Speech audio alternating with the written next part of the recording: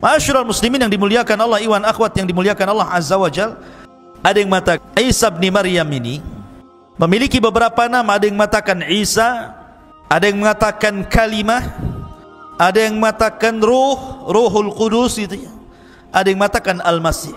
Jadi Isa itu punya 4 nama. Isa, kalimah, Al-Masih, Ruh. Itu nama Isa. Kenapa disebut kalimah? Kenapa disebut Al-Masih? Kenapa disebut Ruh? Karena kalimat itu Isa diciptakan sama dengan Adam, kun fayakun. Kalimat kun fayakun, jadi maka jadilah.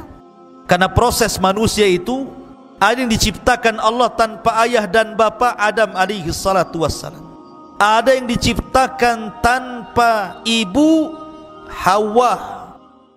Ada yang diciptakan tanpa bapa, Isa bin Maryam. Ada yang diciptakan ada ibu bapa, antum semua ini ada ibu bapanya. Jadi proses manusia ada 4 kan? Dan Allah katakan inna mathala Isa kamathali Adam. Permisalan Isa itu sama dengan Adam. Kalau Isa dikatakan dengan sebab dia tidak punya bapa kemudian dituhankan, Adam lebih hebat lagi, tidak punya bapa, enggak punya ibu, kenapa pula tidak dituhankan? Harusnya lebih dituhankan. Hawa hebat lagi, tidak ada ibu, diambil dari tulang rusuk Adam, harusnya lebih dituhankan. Maka Isa bukan Tuhan, sama dengan Adam, sama dengan Hawa.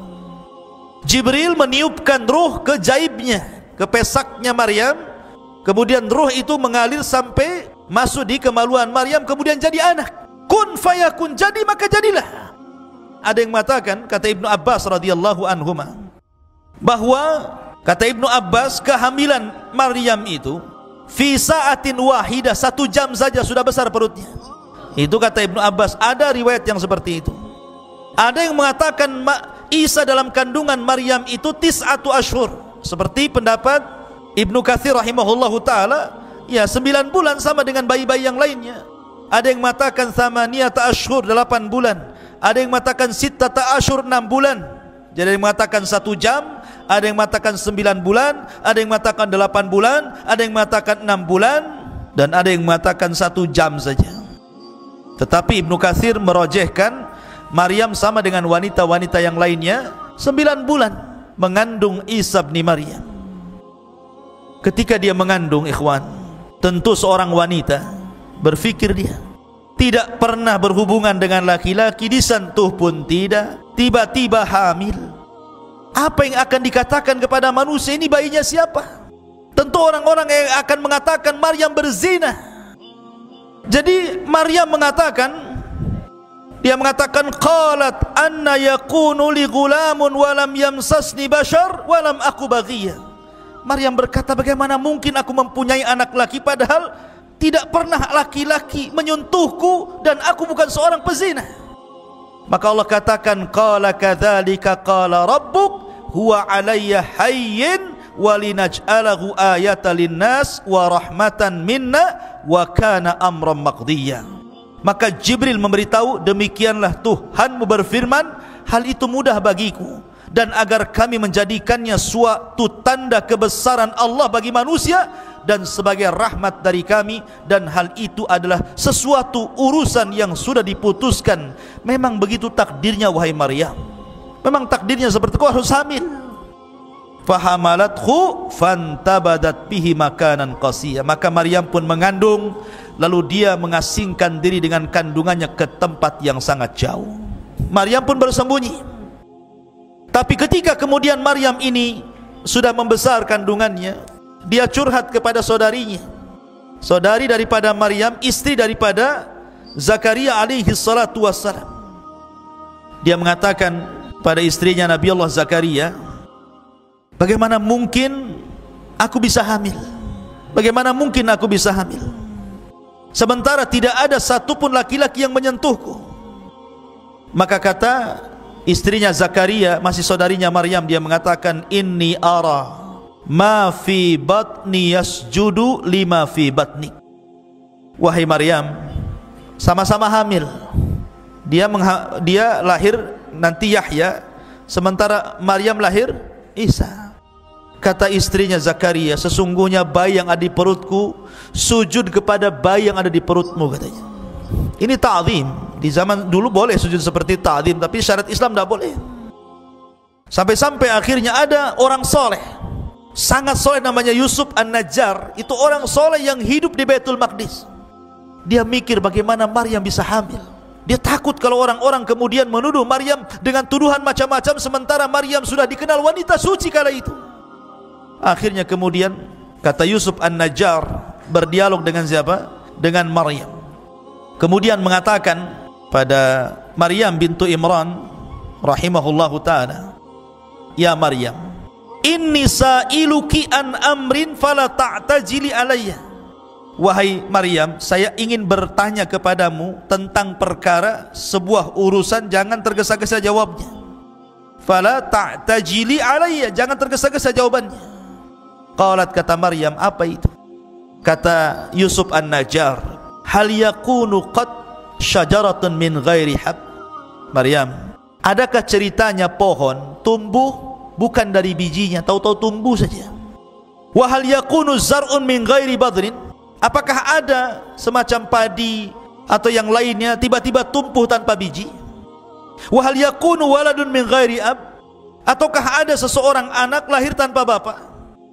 Maryam paham dengan pertanyaan itu, tapi Maryam cerdas dan mengatakan, adapun perkataanmu, apakah mungkin pohon tumbuh tanpa ada biji dulu, ataupun mungkin padi-padian tiba-tiba tumbuh tanpa ada benih? Maka Maryam mengatakan, bagaimana dahulu ketika Allah menciptakan pohon, apakah juga dari biji? Tentu tidak, kun fayakun. Adapun kemudian kalau seandainya kau mengatakan adakah anak kemudian lahir tanpa ayah, ya, Adam alaihi salatu wassalam lahir tanpa ayah, bahkan tanpa ibu. Hawa lahir tanpa ibu. Kalau seandainya aku mengandung tanpa ayah, ini keajaiban dunia, apa salahnya? Dari sini kemudian Yusuf An-Najjar mempercayai apa kata-kata Maryam ini, kemudian berusaha untuk menutupi dari orang-orang dan menasihati agar Maryam saat kelahiran keluar dari Baitul Maqdis jangan ada yang tahu. Subhanallah, ketika kandungan sudah membesar, tentu orang akan malu. Seorang wanita pasti malu. Padahal Maryam itu wanita suci, pasti akan dituduh juga, apalagi wanita di zaman sekarang kan. Makanya kemudian Maryam pun berusaha untuk keluar dari Baitul Maqdis, kemudian mengarah ke Bethlehem atau Baitul Lahmin. Di situ tempat kelahiran Isa bin Maryam. Di tengah-tengah kebun kurma.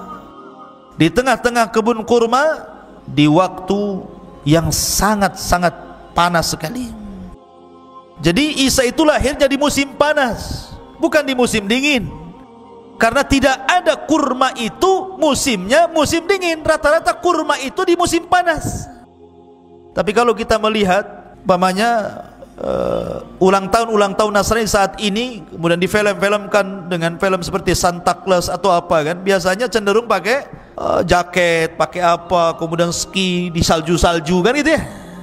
Tidak ada. Isa itu dalam Islam, kita tidak menyinggung agama mereka, tetapi kita menjelaskan secara agama kita Islam bahwa Isa lahir di musim panas, bukan di musim dingin. Karena di musim panas itu kurma musim. Makanya di sini perhatikan dalam Al-Qur'anul Karim mengatakan, ketika kemudian Maryam pun fahamalathu fantabadat bihi makanan qasiyya, Maryam pun mengandung lalu dia mengasingkan diri dari kandungannya ke tempat yang jauh. Kemudian faja'ahal mahadu ila jid'in nakhlati qalat ya laitani muttu qabla hadha wa kuntu nasyan mansiya. Kemudian rasa sakit akan melahirkan memaksanya bersandar pada pangkal pokok kurma. Maryam pun berkata, wahai, betapa baiknya aku mati sebelum ini dan aku menjadi seorang yang tidak pernah diperhatikan dan dilupakan manusia. Malu dia di sanjung-sanjung Bani Israel, wanita suci, tiba-tiba kemudian hamil tanpa bapak. Makanya banyak orang yang kemudian ini, hati-hati akhwat, banyak di majalah-majalah, di YouTube, di berita-berita itu, akibat kemudian hamil di luar nikah karena enggak sabar dengan ujian itu, ambil pula lah racun baygon, diminum dia, nyamuk saja mati, kalian juga mati. Jadi Maryam itulah hati perempuan. Makanya jangan coba-coba. Maryam saja yang jelas-jelas tidak berzina, dia mengatakan lebih mati saja kan itu, daripada tuduhan orang. Apa kata manusia, apa kata orang. fanadaha min tahtiha alla tahzani qad ja'ala rabbika tahtaki sariyya. Maka Jibril berseru kepadanya dari tempat yang rendah, janganlah engkau bersedih hati wahai Maryam, sesungguhnya Tuhanmu telah menjadikan anak sungai di bawahmu. Allah sudah mempersiapkan kelahirannya. Ada sungai kecil di bawahnya, kemudian bersandar di pohon kurma. Pohon itu pula lagi berbuah rutobnya, lagi ranum-ranumnya. Kemudian wahazzi ilaik bijid'in nakhlati tusaqit alaiki rataban janiyya. Wahai Maryam, goyangkanlah pohon kurma itu ke arah. Niscaya pohon itu akan menggugurkan buah kurma yang masak kepadamu. Fakuli washrabi wa qarri ainan fa imma tarayinna minal bashari ahadan faquli inni nadartu lirrahmani sauman fala ukallimal yawma insiya. Makanlah Maryam, minumlah Maryam, bersenang hatilah wahai Maryam. Jika engkau melihat seseorang, maka katakanlah, sesungguhnya aku telah bernadar berpuasa untuk Tuhan yang Maha Pengasih, maka aku tidak akan bicara dengan siapapun pada hari ini. Lahirlah Isa bin Maryam, dimudahkan kelahirannya, tidak ada bidannya, lahir sendiri begitu.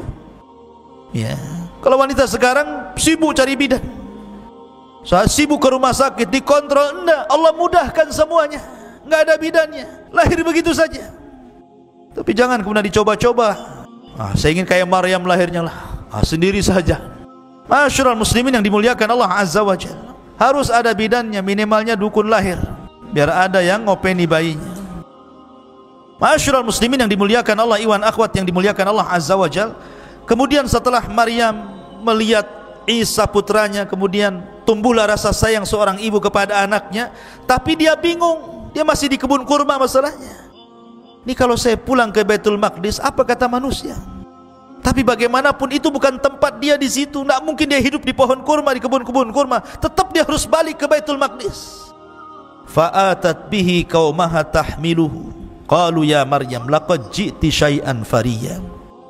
Maryam pun kemudian kembali ke Baitul Maqdis. Kemudian orang-orang pun mengatakan sesuatu. Kemudian dia Maryam membawa bayi itu kepada kaumnya dengan menggendongnya. Mereka kaumnya berkata, wahai Maryam, sungguh engkau telah membawa sesuatu yang sangat keji. Bayi siapa itu? Hampir-hampir mereka melempari Maryam, kemudian merajamnya. Tapi Maryam sudah dibimbing oleh Allah, jangan bicara. Datang, gendong bayi, kalau ditanya itu bayi siapa, jangan bicara.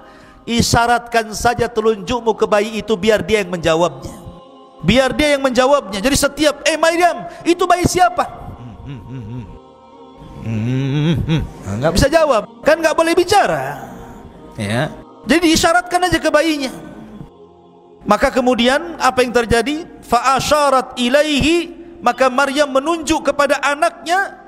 Mereka mengatakan, kaifa nukallimu man kana fil mahdi sabiyya. Hei Maryam, kau punya akal enggak? Kami akan bicara dengan anak kecil yang masih dalam ayunan, macam mana caranya? Tiba-tiba ketika kemudian mereka memaksa Maryam untuk bicara, tapi Maryam tetap mengisyaratkan ke bayinya untuk menjawab. Mereka mengatakan, enggak mungkin kami bicara dengan bayi. Tiba-tiba bayi itu bisa bicara. Tiba-tiba bayi itu dengan fasihnya mengatakan, qala inni Abdullah ataniyal kitaba wa ja'alani nabiyya. Kata Isa yang masih bayi, masih digendong, masih baru berapa hari itu, mengatakan, sungguh aku hamba Allah, dia memberiku Injil dan dia menjadikan aku seorang nabi. Terperanjat manusia, mak bayi bisa bicara nih, ngomongnya hamba Allah dan saya seorang nabi pula gitu. Kagetlah orang-orang, Isa itu kok bisa bicara. Wa ja'alani mubarakan aynama kun wa awsani bis salati waz zakati ma dumtu hayya. Dan dia menjadikan aku seorang yang diberkahi di mana saja aku berada, dan dia memerintahkan aku untuk melaksanakan salat, zakat selama aku hidup. Wa barram bi walidati wa lam yaj'alni jabbaran syaqiyya, dan berbakti kepada ibuku, dan dia tidak menjadikan aku seorang yang sombong lagi celaka. Wassalamu alayya yauma wulidtu wa yauma amutu wa yauma ub'atsu hayya.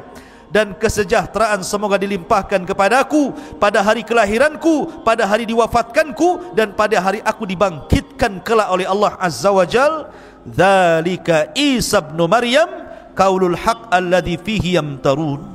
Itulah Isa bin Maryam mengatakan perkataan yang benar yang mereka ragukan kebenarannya. Dari silah kemudian orang-orang yang baik-baik ini kan karena bicara dengan orang-orang baik masalahnya yang ada di Baitul Maqdis, bukan orang-orang jahat. Kalau ketahuan orang Yahudi sudah dibunuh Isa sejak kecil, makanya kemudian mereka pun berusaha untuk menyembunyikan Maryam dan putranya, hijrah ke Mesir.